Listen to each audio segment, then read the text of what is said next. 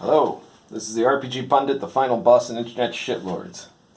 And today I'm pointing out here two of my RPGs, Lion and Dragon and Lords of Olympus, very different games from each other, but they have at least one thing in common.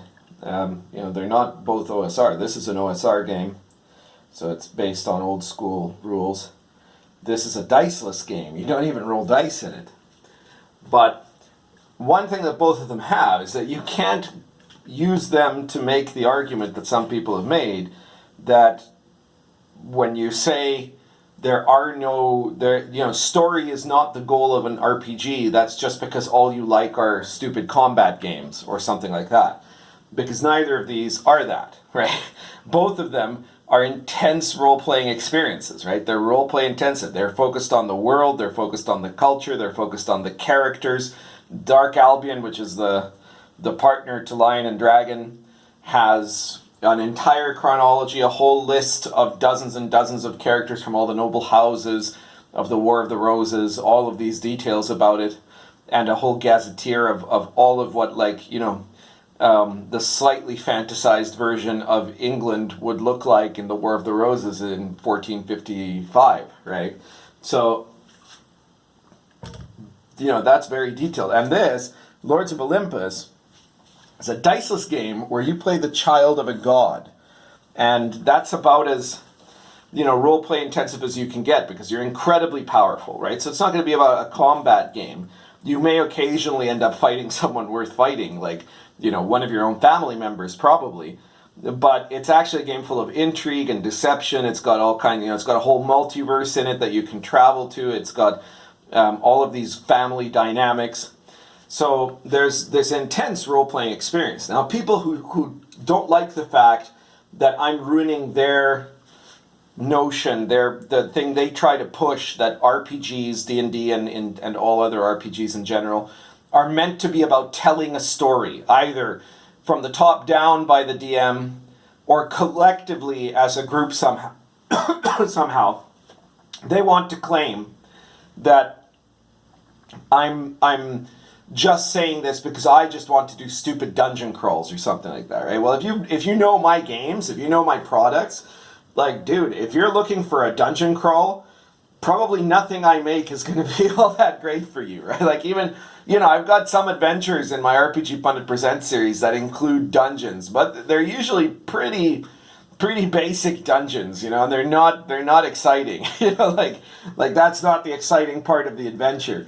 So almost everything I do in terms of my game design and in terms of how I run a game as a DM is intensive. It's role-play intensive, it has a deep culture, it has a lot of interaction between players and NPCs and players and each other. So there's all of that, right? And none of that is story. That's a different thing, right? This is what's called immersion. What you're doing in an RPG, what you're meant to do in an RPG, is to immerse inside the RPG. Now, I'm going to explain because I think a lot of you, those of you who weren't there for a decade during these wars over whether RPG was meant to be for story or not, and that part of the war ended at the beginning of it, right? The very beginning, both sides agreed RPGs as they exist are not good at making stories, right? In any format of any variety of story. And so instead the war became between the people that wanted to change RPGs so that they were good at making stories, what they called story games later on, which kind of ended up becoming its own hobby. And the people who wanted RPGs, to be about immersion, to be about playing a deep immersion into your character inside a world that seems alive. The experience of actually being there and not being above it all trying to make a story happen, right?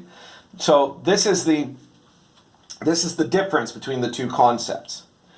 If you're trying to make a story in D&D, the first thing that those of you who are not familiar with this have to understand are these terms of story before, story now, and story later.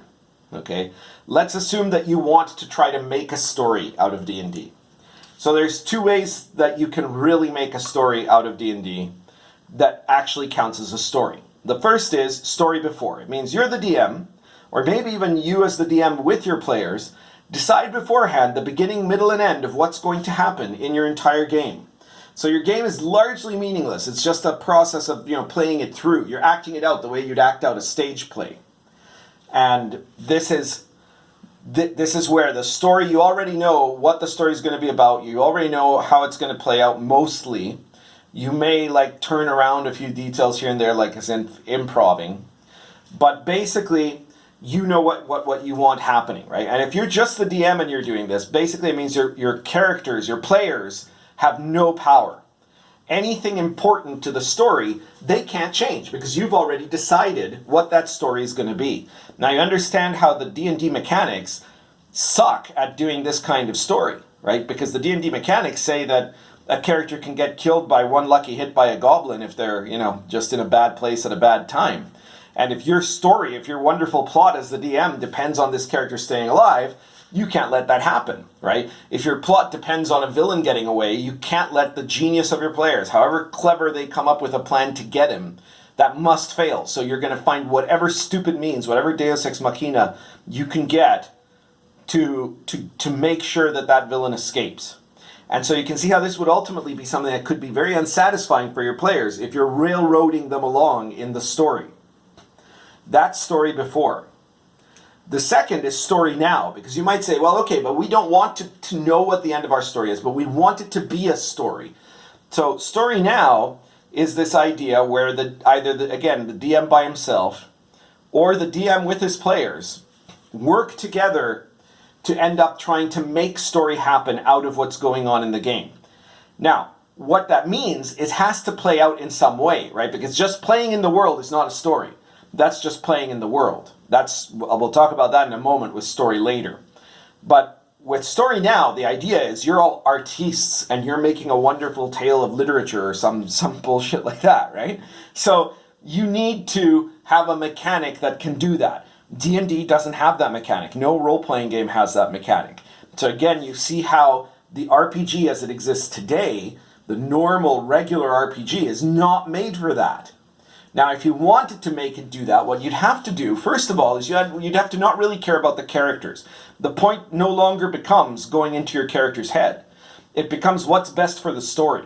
The story has to take a precedence above the characters, and it especially has to take precedence above the games. That means no goblins, lucky hits. It's the same problem as with story before, right? You can't have, anytime that the mechanics would make for bad story in the opinion of the people in control of the story, then the mechanics, the game loses, the story wins. You have to choose one or the other, either game or story. And so if the story is the point, and you want to make the best possible story, that means that you're not really playing a game, right?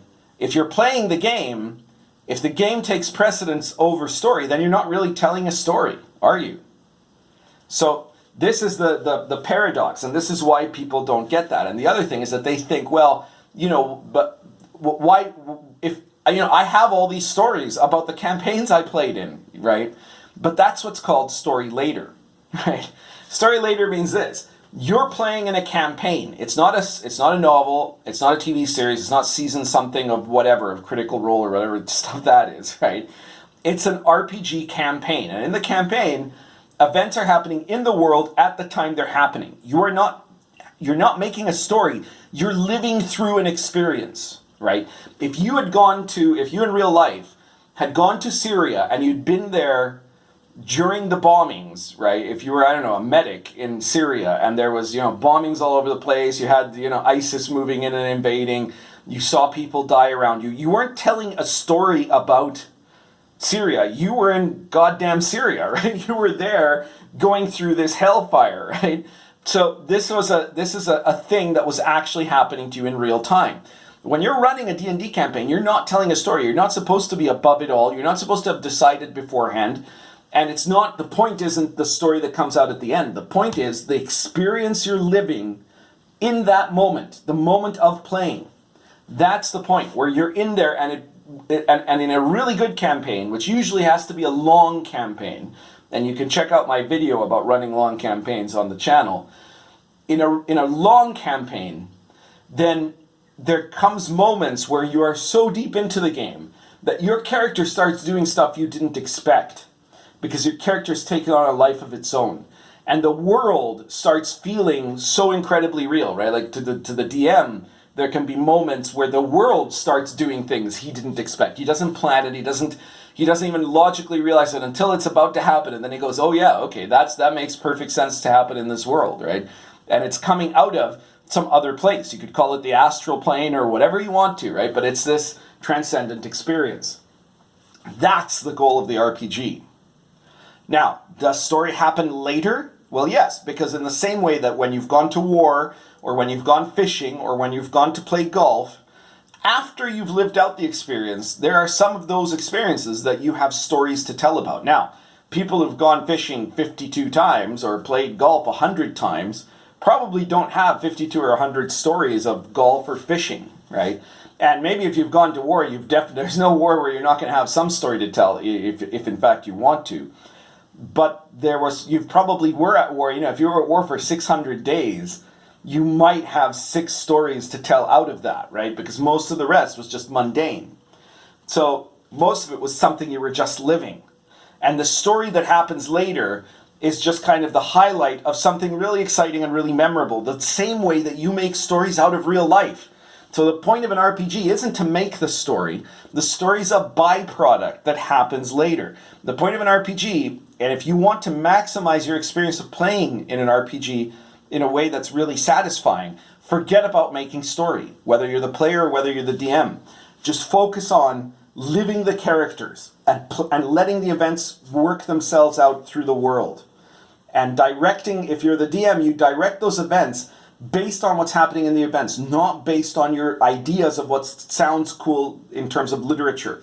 Trust your dice rolls, trust random events, trust all of that sort of thing. You can have a chronology of stuff that's going to happen, but not because it's a story, but because it's a future history. And those events could be vastly modified by things your players do too, right? And you should let them be. You shouldn't try to control the story, because there is no story. There's only a history, and a history is based on what people do in the present. You have to be the god of the present of your campaign, not of some story you made up in the past or want to come out of it with in the future. That's where the enjoyment of RPGs is. So I hope that that's kind of cleared things up for you.